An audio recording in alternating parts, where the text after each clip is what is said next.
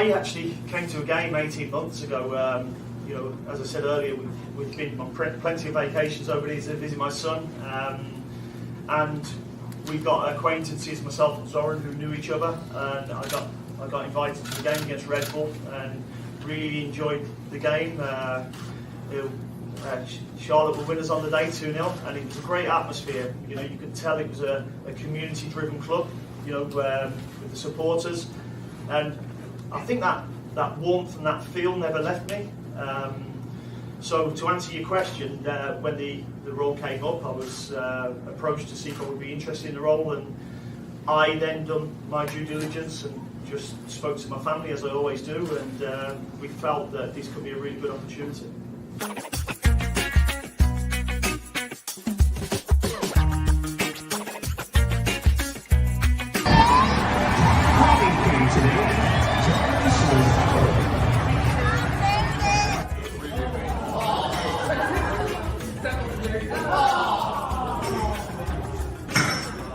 Who's a badass? She's a badass. Who's a badass? She's a badass.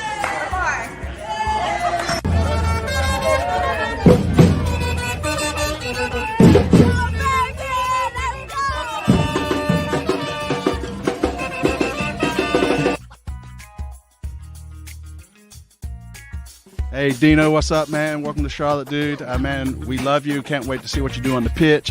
Hopefully it won't be what Villa did to my Spurs, but you know, that's a whole nother story. But welcome to Charlotte. Man, we get some tea, maybe some crumpets, man, do an old English breakfast or something, man. Just hit us up. We'd love an interview. Blood sausage.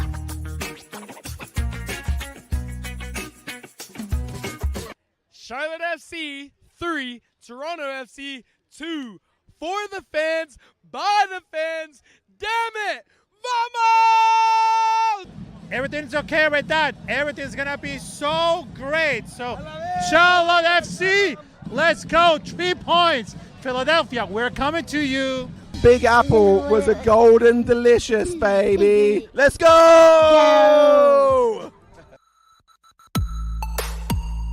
Atlanta, we go over there. We killing you.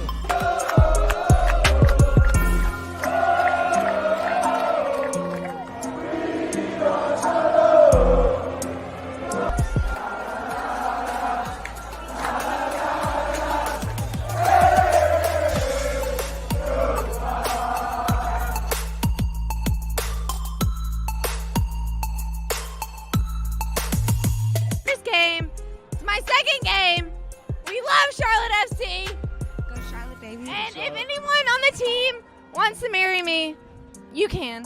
Hey, big dubs. Hey, what'd you think of the game? What did I think of the game? Yeah, tell I us. thought you were amazing. Hey, he doesn't get enough credit. I do not get enough credit. He's fucking amazing. I am amazing. TJ, I'm gonna have to hire you for photography. And ain't no TJs, JT. You changed the name, man. It's fine. It's boot room, aka where all the cleats are. And it's not the airflow in here is really good. It smells really good. If they want to stretch their stuff out, get their workout on, bam.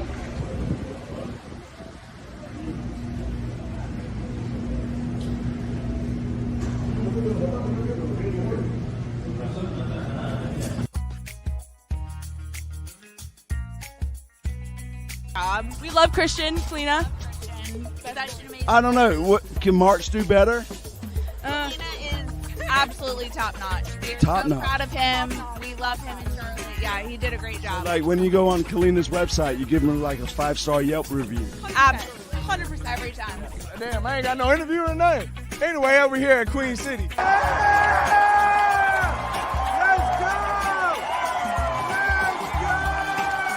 CLTFC fans, by the fans, damn it. Hey, George. I got it. Is it CLTFC Fan TV for the fans, by the fans? Damn it.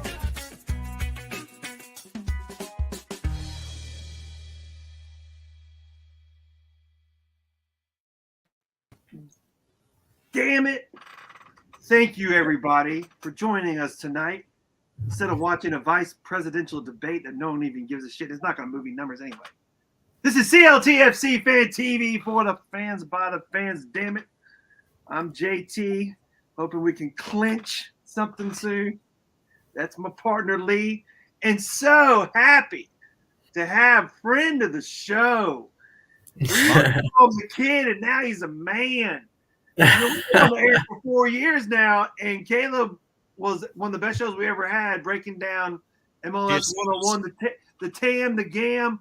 I mean, I still look back at that sometimes. Anyway, Caleb Adams, a.k.a. Regal. I got that.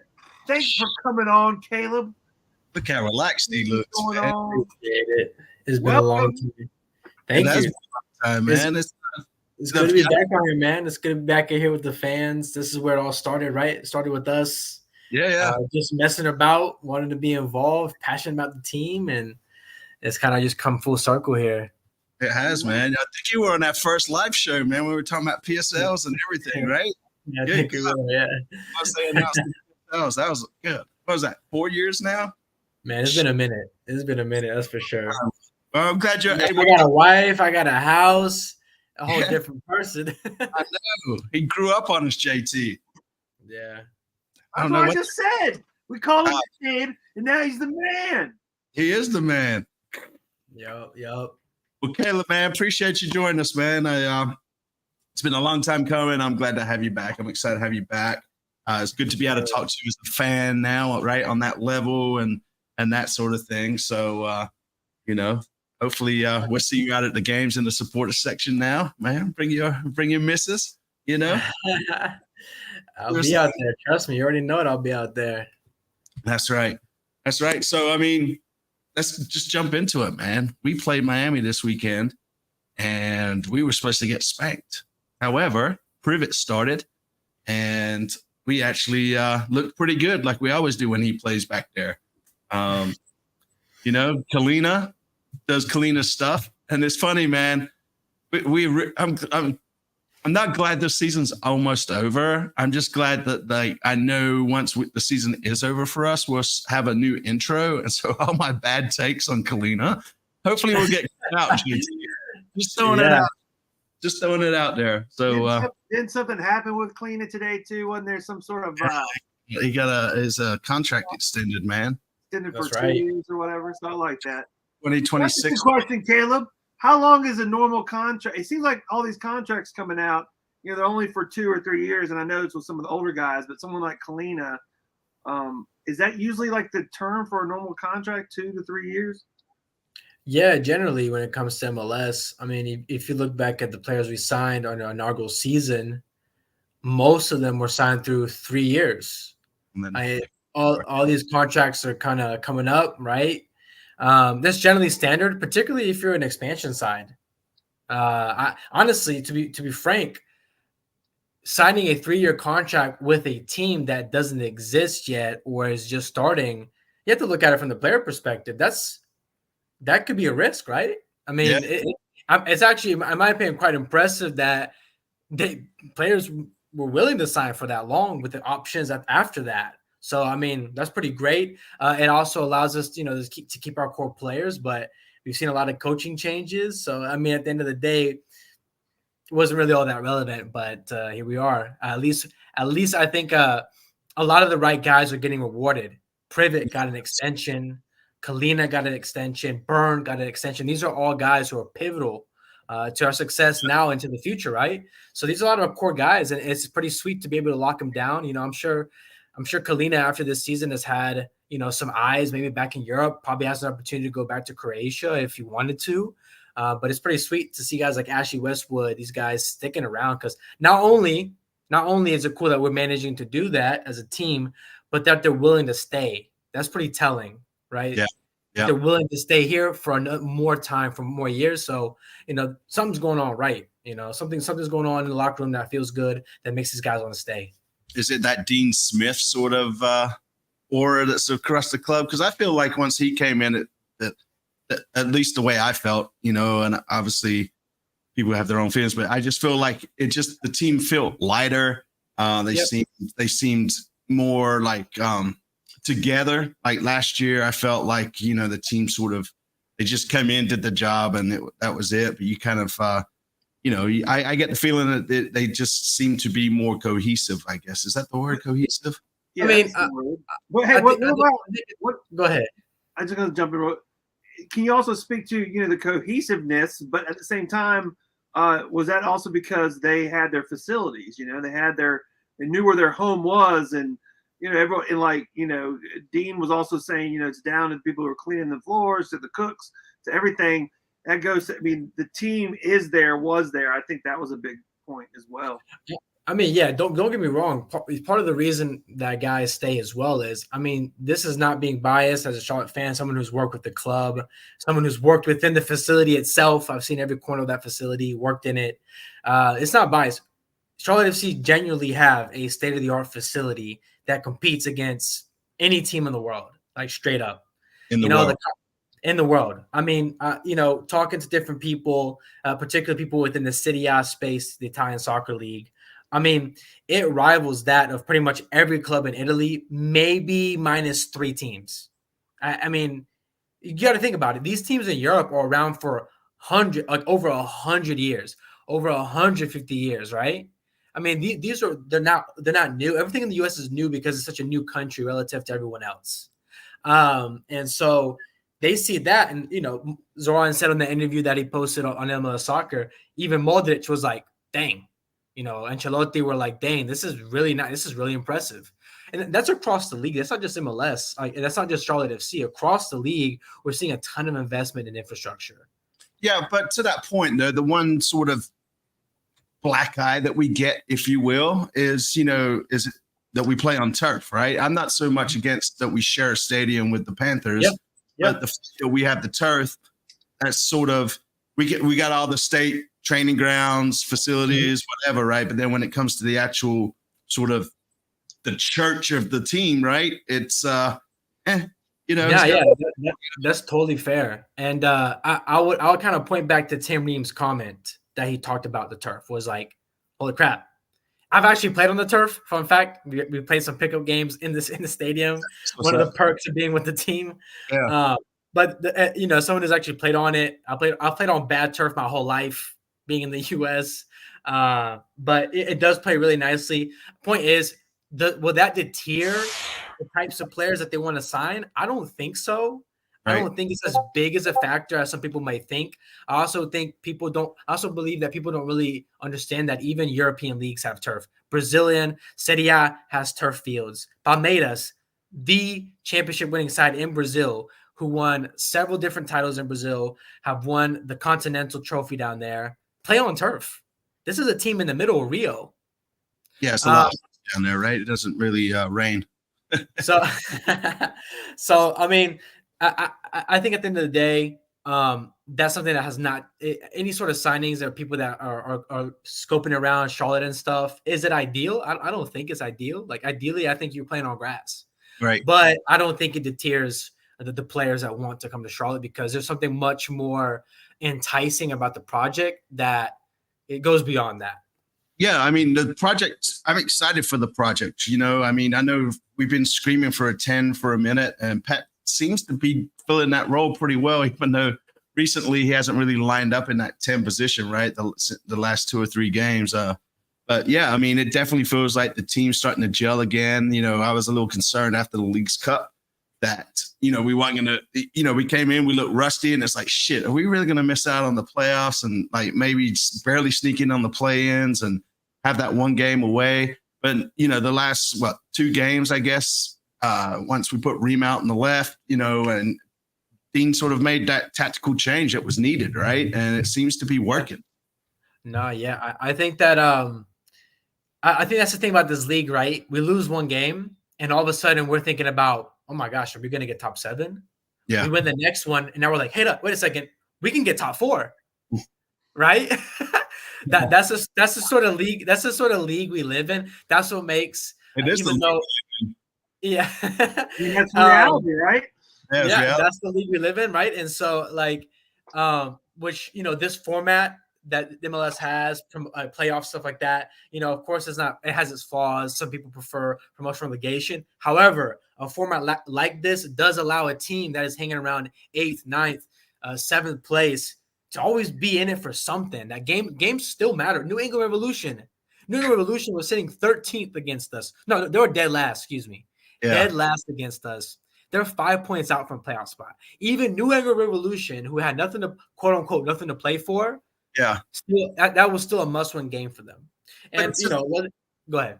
I was going to say, to that point, right? I mean, like we don't have playoff promotion relegation, which I'm fine with, right? I mean, that's just life in America, in all sports here in America, right? We just accept it for what it is. But the thing that kind of I think dilutes it, at least from my perspective, is this play-in structure that they have. I mean, that's more than 50% of the teams making it into the playoffs, right? Yeah. I agree, man. So I don't know. I mean, it does, like you said, right? It gives the teams like Revs that are struggling this year a chance to continue to play and have something to play for. But at the same time, does it take away from the fact that, hey, we made the playoffs, right? I mean, if I know Charlotte used the play-ins last year, we got spanked. But, this year we're definitely in the playoffs, in my opinion, right? Now it's just a matter of we finish 4th or 7th, right? No, yeah, I agree. I actually think top 7 is pretty perfect. I like top 7 a lot. I think we played Cincinnati. I think that's a sweet spot for sure. Yeah, I mean, it is still very much a play-in game. You still not guaranteed. It's basically a wild card in NFL. It's just this last little grasp of chance and hope that maybe we can make a run, get on a hot streak at the end. But yeah, it definitely affects the prestige of making playoffs. But again, I don't really consider that. To be honest, I don't consider that making playoffs. That for me is like you got a shot at playoffs, but you're not in playoffs until you win that play-in game. What's the playoff scenario right now? We're definitely in, and by being in, that means above. We can't go lower than 7th, right? I'm not sure the whole data on it. It's very unlikely that we drop below 7th. Yeah, but at the same time, we haven't clinched. That's where I get confused. I hear people say, if we win this weekend, if we win tomorrow, we've clinched the playoffs. No, actually, we've clinched the play-ins, I believe, right? We haven't made. Yeah, I think we win tomorrow. We officially cannot get underneath 9th place, right? We can at least guarantee a playoff spot. Yeah, I don't. If we get the playing game again, that's gonna piss me off.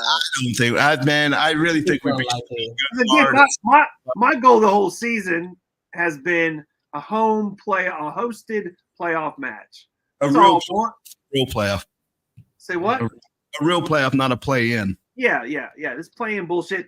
But to your point, Lee, with American how they do their playoffs, that's what they did. They're like, hey, we're going to do a playoff. Well, every other place has a playoff that has this play-in now.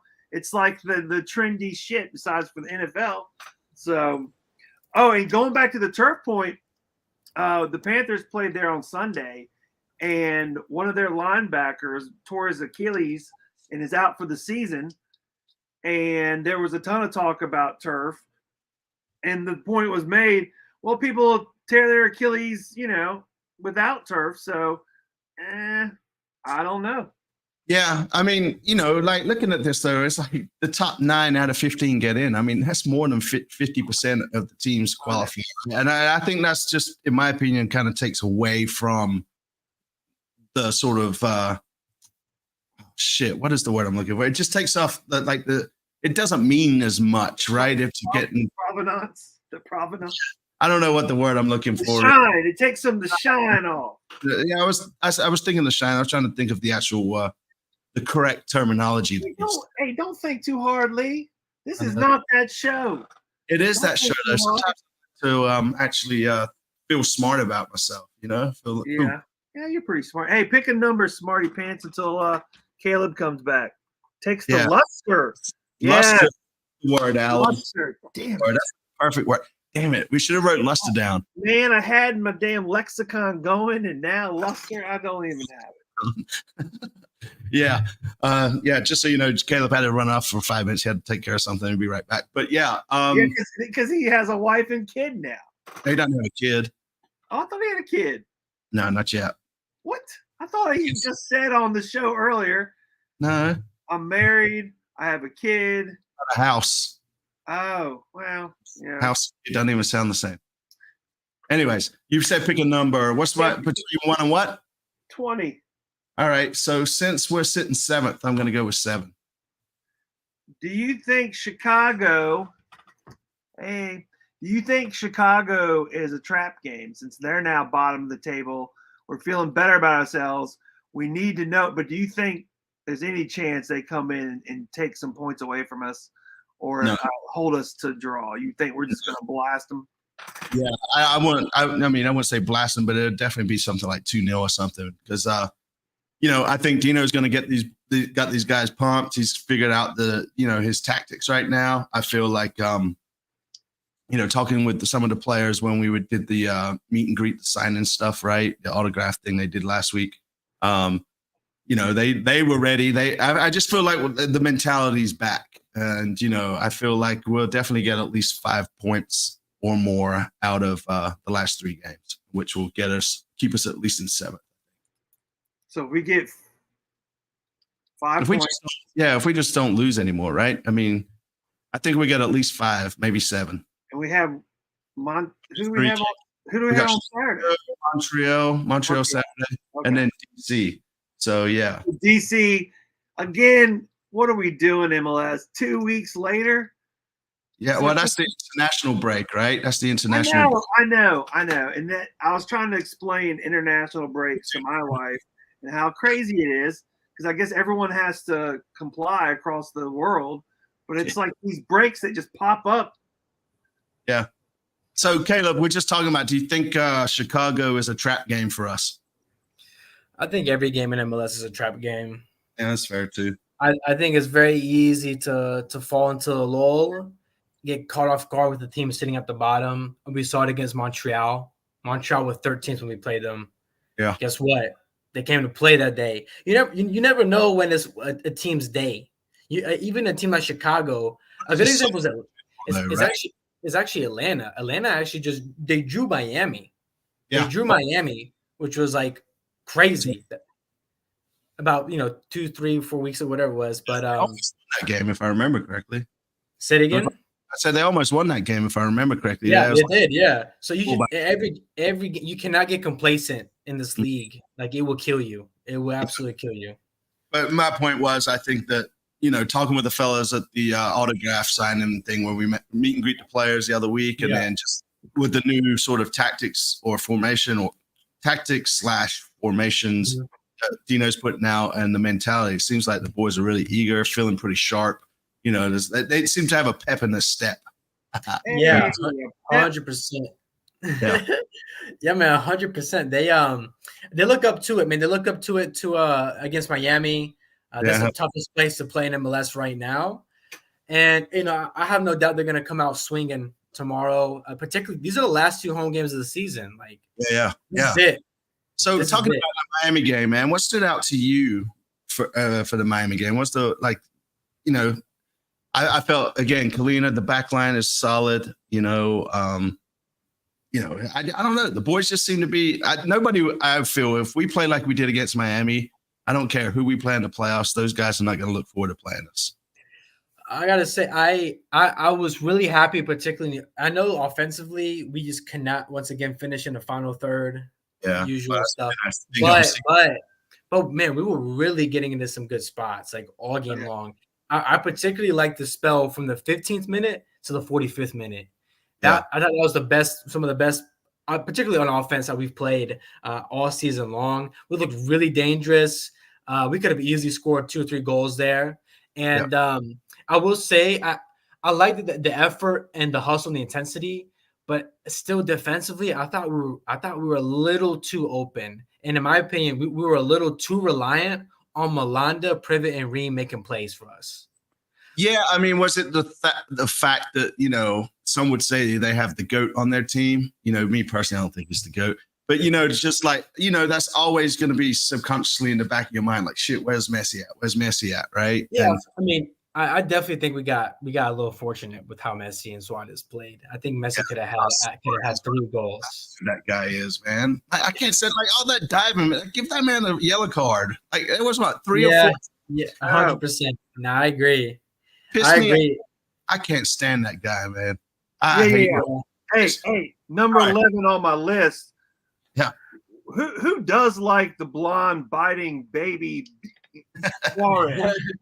I mean, I've never liked him. I've never ever liked him. I appreciate his skill or respect it, but I that lost dude is all respect for him, and he spit that player that one time, yeah, man. he is a pud, man. He needs just to retire and go away, dude.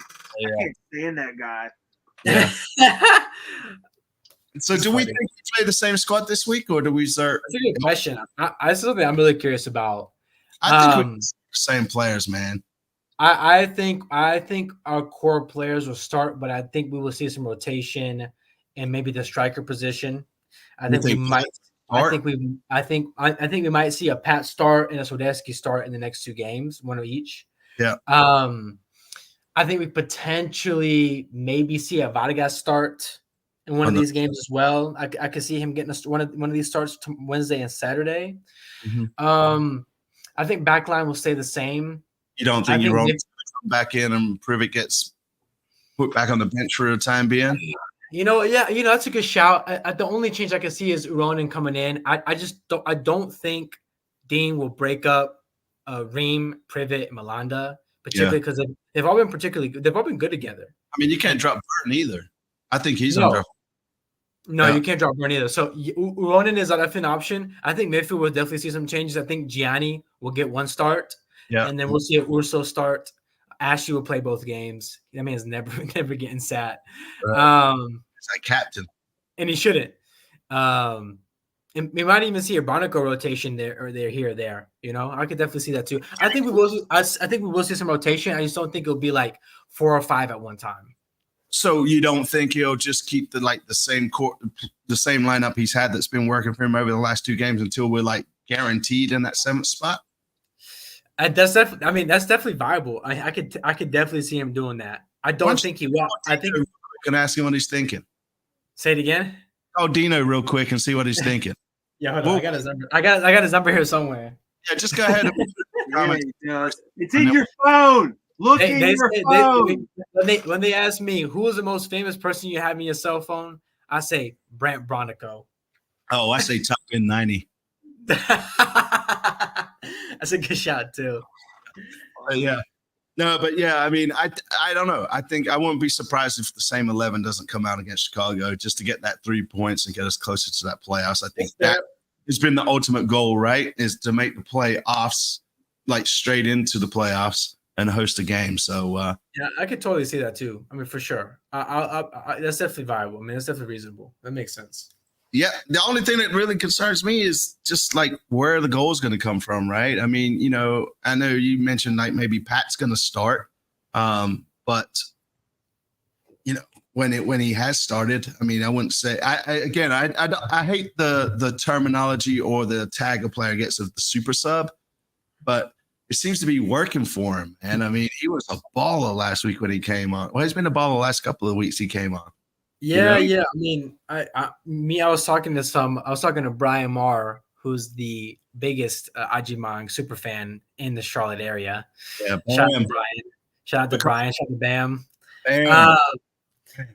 And mention a stat that I was actually told by Vaughn Pullman. We all like Vaughn too. Friend of the show. He was telling me that Ajimang has 8 goals this season. Want to guess how many goals are split in the first half and how many in the second half? How many goals do you think he scored in the first half of those 8, and how many do you think he scored in the second half? Well, the fact that you're asking this question, I'm going to assume he scored more in the first half. Give me a split right now. He's 6 goals in the first half and 2 in the second. Interesting. Oh no, he had 1 goal in the first half, 7 in the second half. Okay, I got it backwards. I just assumed that was a trick. And to be fair, no, this was to back up your point. And to be fair, I think Dean's system in general, just for whatever reason, our team plays better in the second half. Oh, yeah, we're definitely a second half team. That plays a part because a lot of those goals that Patrick scored were not substitute goals. I think I was looking back, and I think 2 of his 8 goals are substitute goals. The other 6 he got starting. Fair. Yeah. Who did we play last week? not Miami. Who was How the game much- before? Orlando. That was We a played middle of the week last week. What we played? We played Miami. That run he had, Ajiman had at the end of that game. You know, he just put it into the side net. It was that was amazing.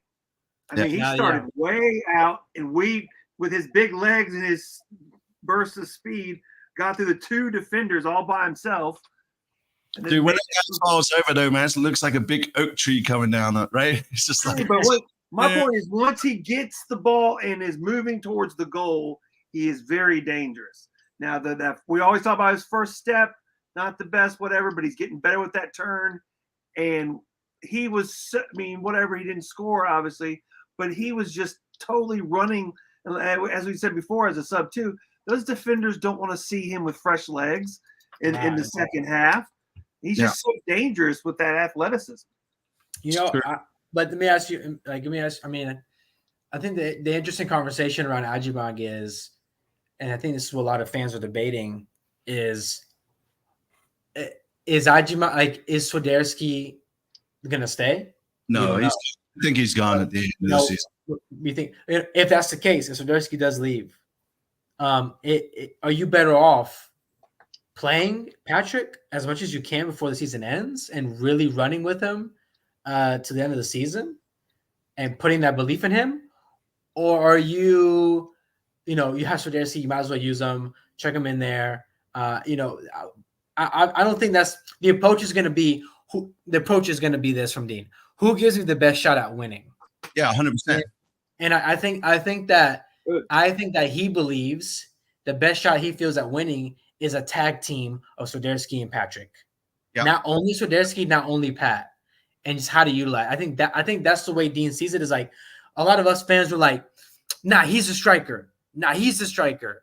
Whereas I think Dean looks at it as these are two weapons I have with different skill sets. How can I best utilize these two guys to give us the best shot at winning?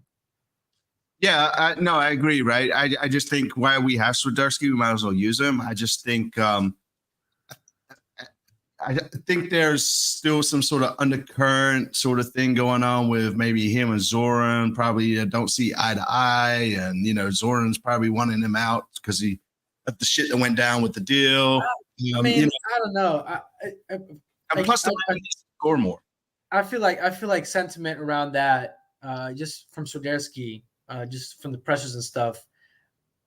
Swiderski seemed very happy to be back. I think Swiderski actually came into a situation where he was like, I think it's one of those things where you don't know what you have until it's gone. He went to Serie A. He played for Verona. It is a complete slugfest. Fighting against relegation in Italy.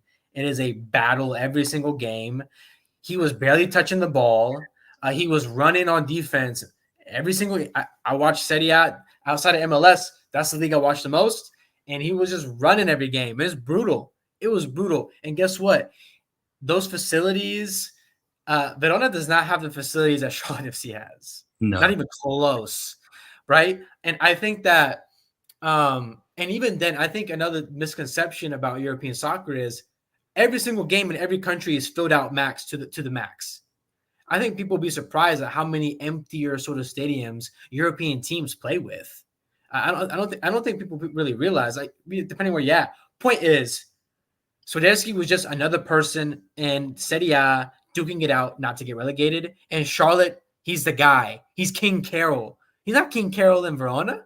Yeah, fair. I mean, I will say, since the New England game, I think he's been hustling a lot more, right, and wanting to get involved. And it's like coming to the ball instead of waiting for the ball to come to him. So it's been good to see him, do other things off the ball since. Well, I think it's also this another thing to keep in mind is, I think Swiderski is vying for his position either to stay in Charlotte, and even if he doesn't, to get a new job. Yeah. Like he's looking for employment. He is in this sort of like weird limbo state of employment, and like he needs to show up, like for his own sake. And he's complained a lot less. His body language is a lot better than it used to be. It is. You're right. After he misses a ball, or like when someone doesn't feet pass him when he wants the ball or whatever. I I'm not saying it's still there, but it's not like it used to be. I think that's the Dino effect. That's a good observation. No, I agree. Go ahead, Yeah. Lee. I was going to say, I'm just curious if we know when his contract's up. Is it at the end of this year? If I recall, his contract's up at the end of this season. He was in the same contract situation as Kalina. It ends this year with an option to extend. Yeah. Okay. Yeah. So, I mean, you never know, right? I mean, we seem to never guess it right sometimes on what the player's going to do and that sort of thing, right? So I also think this is not only, Sojeski has to, vie for his place, but this is also a tryout from Dean's perspective. That's Dean fair. is saying, in sports, you're always thinking about next season. Even if you're halfway into the season, you're thinking about, okay, how can we improve for next season? Where are the weaknesses at? And I think Dean is looking at, his core players now, already making decisions, talking with his staff, like, is this a guy we want to keep around? Is this a guy we want to extend? The extensions came quick. Kalina, Byrne, Ashley, Privet.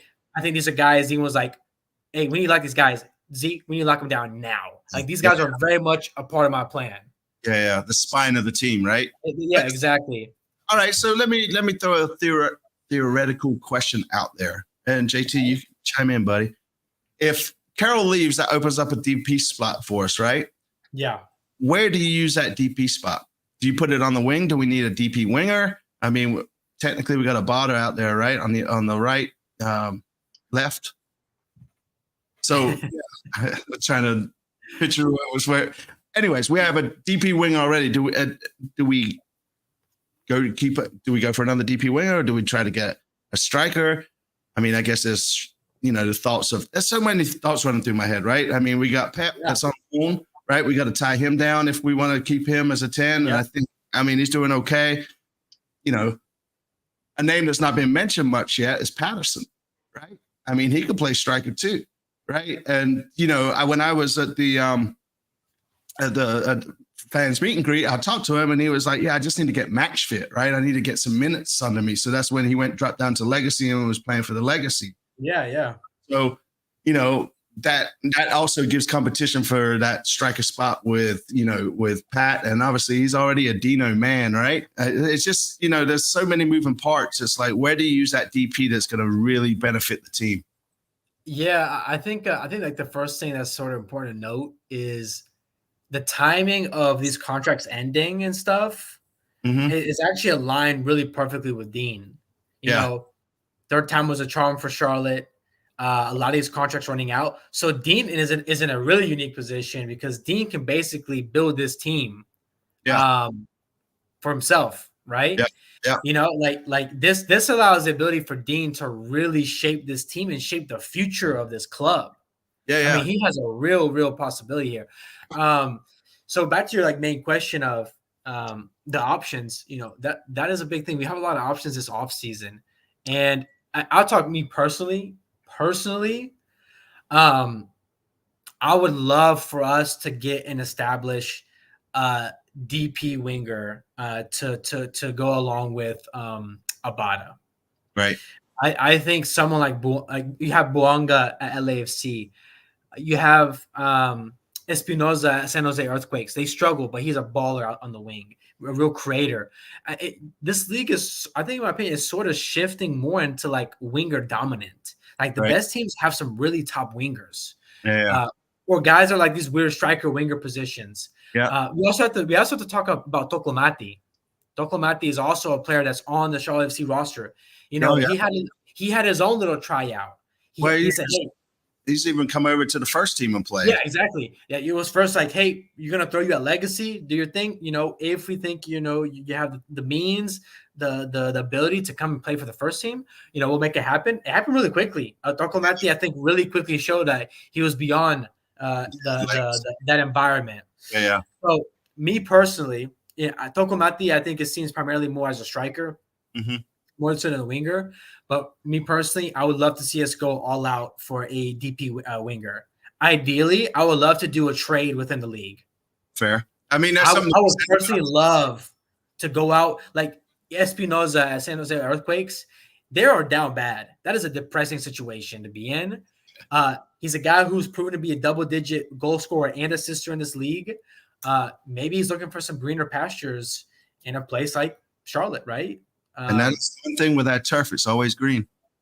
It is. It is.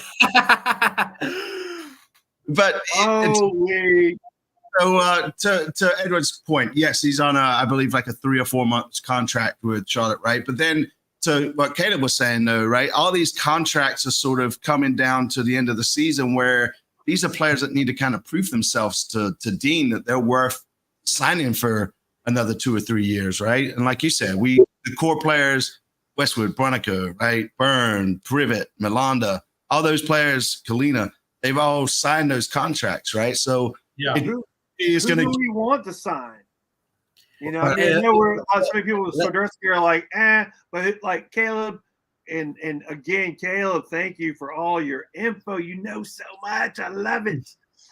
But yeah, who do you think is left out there that you would really like to see a signing before the end of the season? That's a good question, man. Charlotte? Yeah, Charlotte. That's already on the team. For me, I would love to see an Ajimang extension, first of all. I think first things first, lock up Ajimang. Didn't he get one? Did he? I don't know. I'll Google it and see what we find out. Google that. Yeah. Because maybe he did, but I'm not really quite sure. Well, that makes sense. Yeah, sorry. I have to think. Anyways. Yeah. Go ahead. Did he get it or not? Oh, I don't know. I'm still looking. Anyways, no, okay. Legacy Kiddo. I'm a big Cabecita fan. I wanted Cabecita to go to Charlotte. Even when I was a fan just of the team before I joined the club, Cabecita was someone that I thought would be an absolute killer in this league. I would love to have Cabecita and here in Charlotte. Big fan of him. But Portland are cooking. There's no way I would get any other players. Potentially. And so I would love to see. Honestly, I think all the guys that have contracts running out have been extended. So I don't think there's any major people. I think Swiderski's time is done at Charlotte. Personally, I would love to see us move on from Swiderski. He's a legend for me, right? He did a good service for us. But I think the way Dean wants to play is more suited to a striker that is more running in behind, more of a direct threat. Swiderski was brought in because he was sort of this false nine, this guy who liked to drop back, play. Miguel loved a striker like that. Miguel really loved a striker. For those of you who are new to Charlotte FC fandom, Miguel was the very first coach of this club. For those of y'all who are new, for those of you bandwagon fans who are just joining us now because we're winning this season, hey, Caleb, it's okay. We still love you. I'm not gatekeeping. I'm not gatekeeping. I welcome you with open arms. Hey, folks, he speaks for himself, and we will not for CLTFC Fan TV. No, everyone is welcome. Everyone is welcome. Back me up, Lee. Back me up, Lee. Yeah. No, it's like, look, we've given you plenty of time to jump on the bandwagon, man. And then you see us. In all seriousness, I think Swiderski, I'd be surprised if he sticks around just because I think Dean has a very clear vision, and I just don't think Swiderski's profile is what maximizes the system that Dean wants, right? Yeah. You look at the strikers that Dean's worked with, like Ali Watkins, for example. This is a very different type of striker than someone like Swiderski, right? Yeah. So even like a Josh Sargent at Norwich, American guy that Dean worked with, very different type of striker. Yeah. Shout out to Sargent, who's killing it right now in the championship. But anyways, honestly, I think Pep. I think Pep's obviously a big conversation as well. Pep is an amazing guy, lovely guy. I love talking with him. Great attitude, good human being. Yeah. But he's in a tough spot. Yeah. Pep is practically played his preseason games. He played his preseason games because he was still in the preseason workings with Olympiacos, right? He did a whole preseason with them. Those first games he played for Charlotte were the first games he's played for his season. So it's difficult to judge someone who is not 100% match fit, and then there comes the match sharpness, and then it's a new league. I think one thing that people underestimate in this league is how little time you may have on the ball. Like you get closed down hard in this league.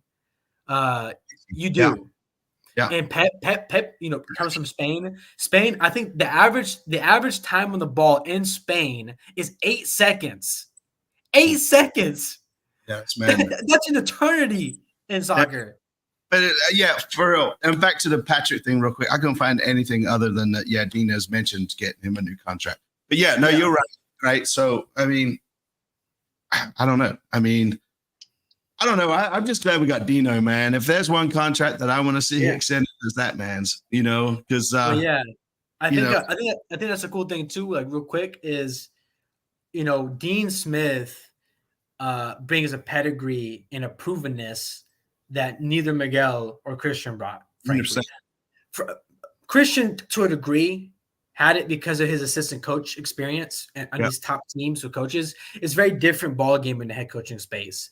But I think that Dean Smith is someone's judgment that I can trust, that I believe in. And if I believe this guy needs to get extended, like I'll trust in Dean. If he believes that this guy is not right for the project that he wants, I'll trust in Dean. And so regardless of what happens, I believe Dean is definitely got our best interest in mind naturally because it's also his team. But I think he has the capability of building something special if we give him the opportunity to do so. Yeah, and I mean, like even when he leaves the team, right? He leaves a marker that's still, some of these teams he coached, right? And it's like you look back and it's still like really half his team, kind of like that core sort of. Yeah, 100%. And then add that to the sort of his CV, right? I mean, he's got contacts out there, not to keep dropping Grealish's name, but that man loves Dino, man, and it's just like I think that just speaks volumes and to how lucky we are. And if there was one signing, I think that this club did right. I think Dino was it, and I think he's put us on the right path. And I think we're going to have some exciting times. Obviously we're always going to have these down times too, but I think we're going to have more ups and downs. Well, and I also like the idea and the fact that we've been rewarding the players who deserve it. Yeah, with wine. That's that too. And so I think you combine Dean and the culture he brings and the wisdom he brings, the players want to play for him. Yeah. And you also combine that with the fact that, hey, guys, you can stick around in Charlotte. We will reward you with new contracts. If you show up, you put in the work, right? If you perform well, we're going to reward you. We're not just going to leave you hanging, right? So I think that plays a lot in making decisions to come to Charlotte. The one thing I think the impression I get from Dean, right? I don't hang out with him all day long, but he's not like that arrogant coach, right? He's not like the Marinos. He doesn't have that Pep sort of attitude, that Arteta attitude, right? I mean, he seems to be a genuine, like just in his core, is just a nice guy, and I think it just goes. Yeah, he's a dad through and through. He's like, and his kid is his early 20s or something, but still. He just it comes off as like, your dad, assuming your dad is cool and nice. So, yeah, 100%. I think I just think, that in itself plays dividends, right, and within the players and that sort of thing. I think another thing too is like, I think Dean in a lot of conversations, we talk to the press. I can also attest to Dean's character behind the doors. He's exactly how he appears on the cameras. He's the same guy off the cameras. Right. Yeah. Very genuine, authentic guy. Awesome dude. I think a big thing about him is setting the standards and raising the bar for standards. He always talks about the difference between the Premier League and MLS is pressure. It's pressure. How can we create an environment where we can create positive pressure to get our boys to perform to the best of their ability and come in with 110% intensity every single game, right? That sort of culture in MLS, because of the structure of the league, some of that pressure is missing. You know who needs to create that pressure? It has to be the coach and it has to be the players. But it all starts with the coach. The coach has to set those standards, and I think Dean is doing that. Yeah, I think he walks the walk, right?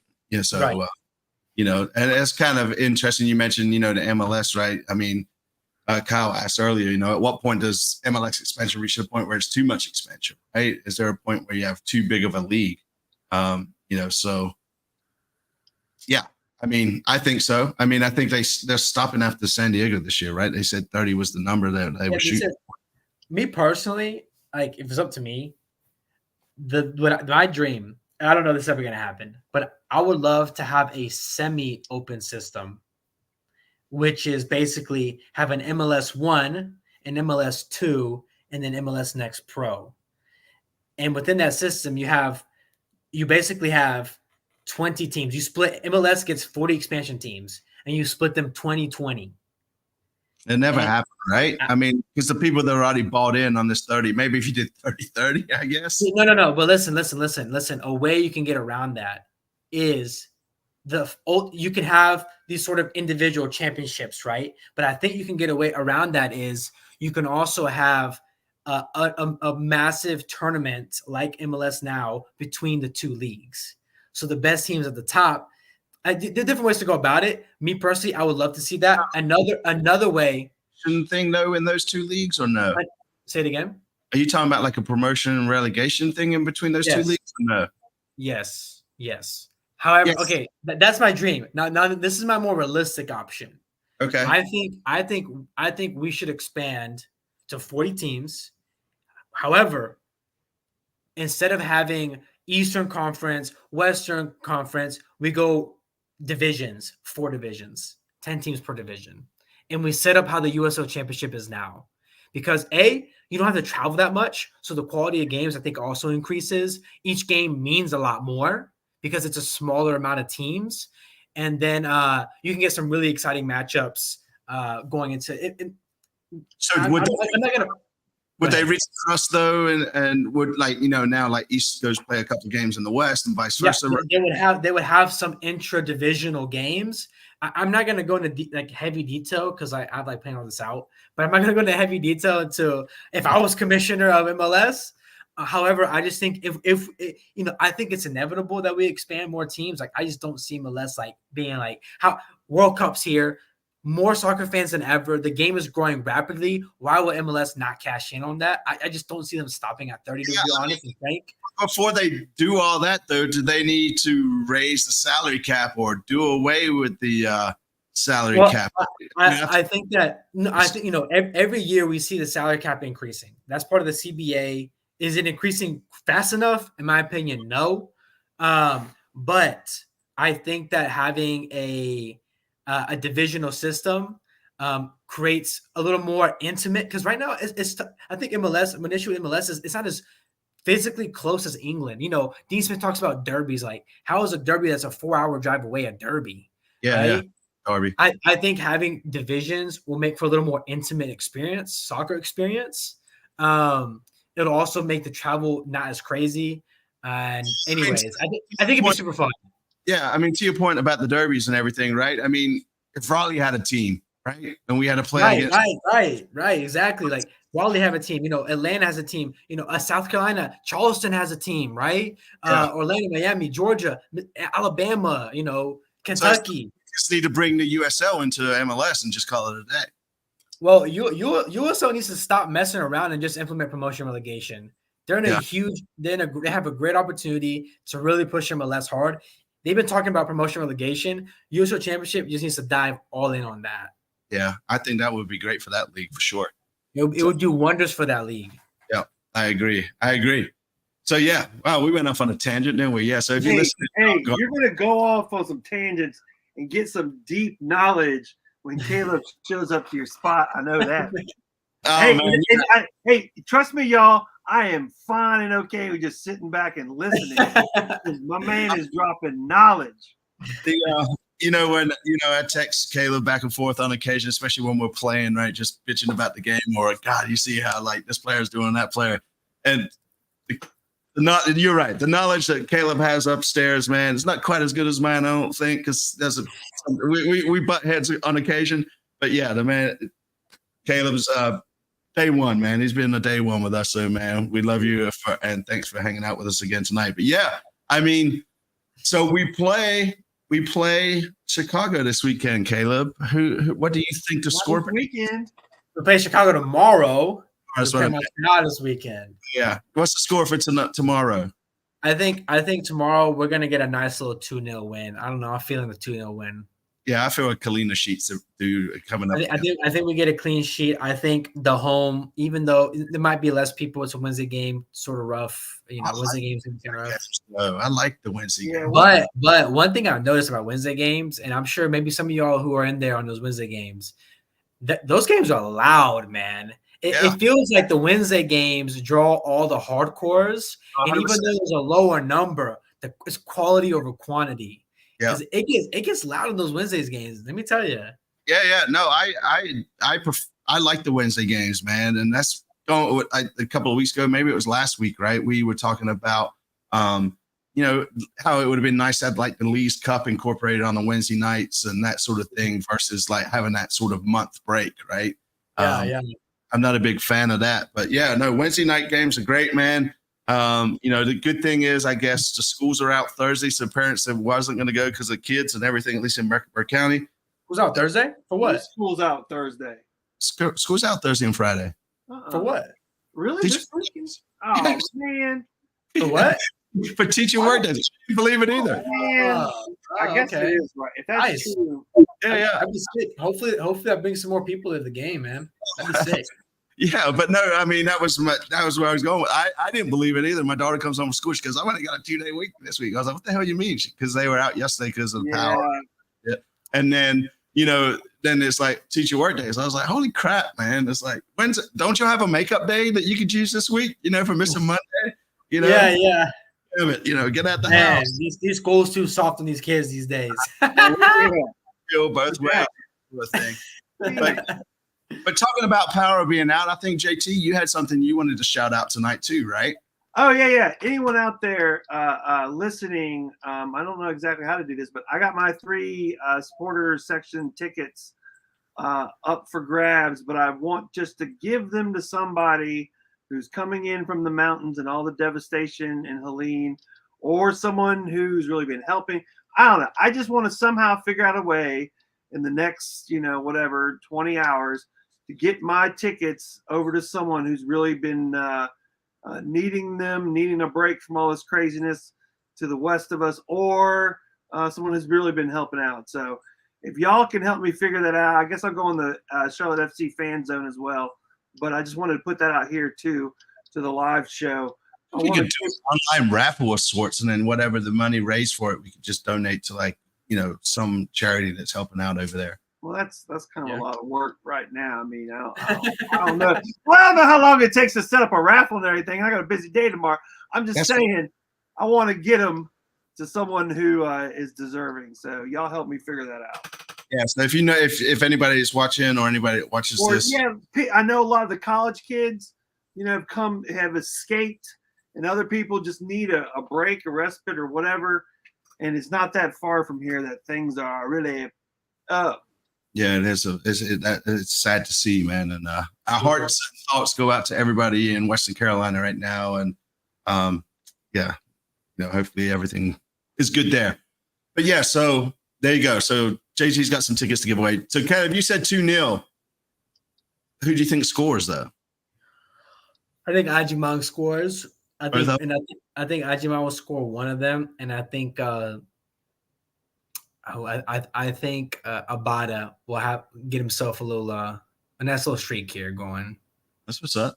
JT, I'm gonna go with Caleb because he's the smartest person I know when it comes to Charlotte FC and soccer for the most part. So I'm gonna say 2-0 as well.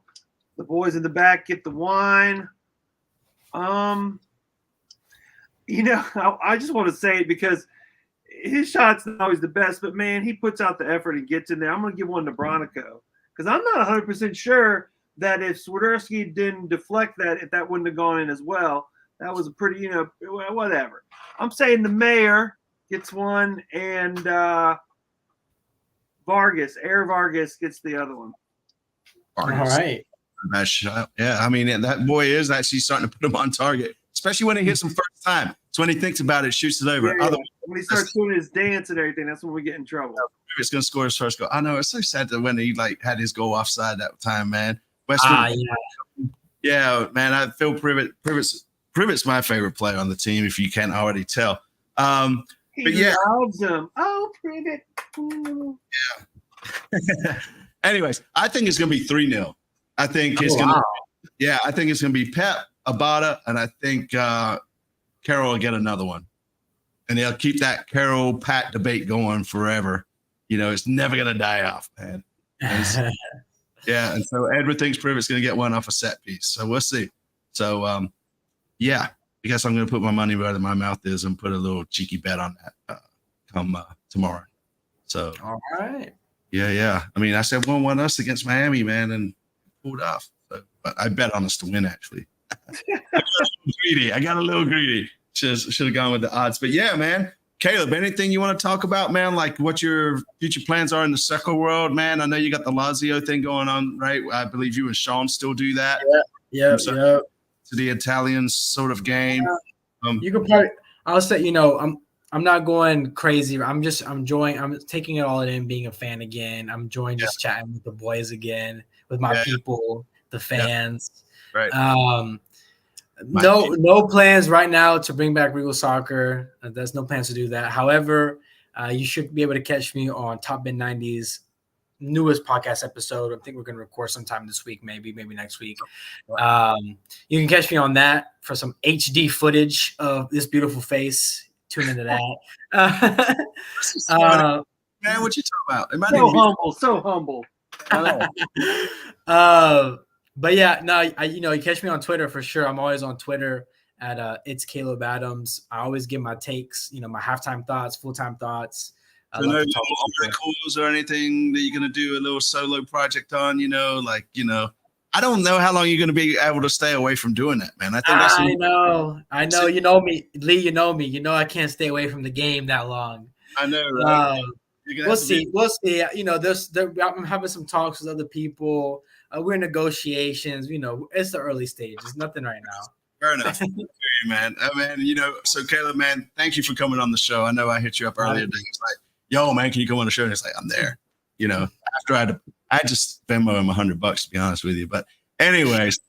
It's well worth it. It was well worth it. Hey, I want to say one thing before we go.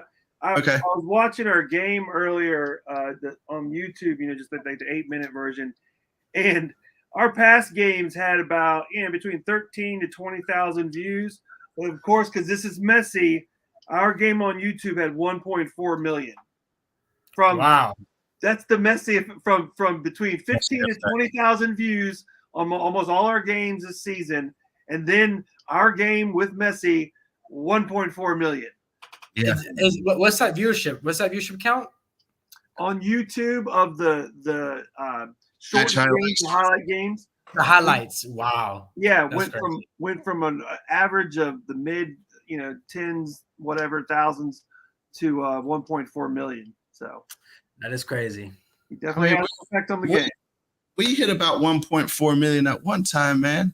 Forget when it was, but anyways. Yeah, when we had Messi on. Oh, that's right. It was a mess. That's right.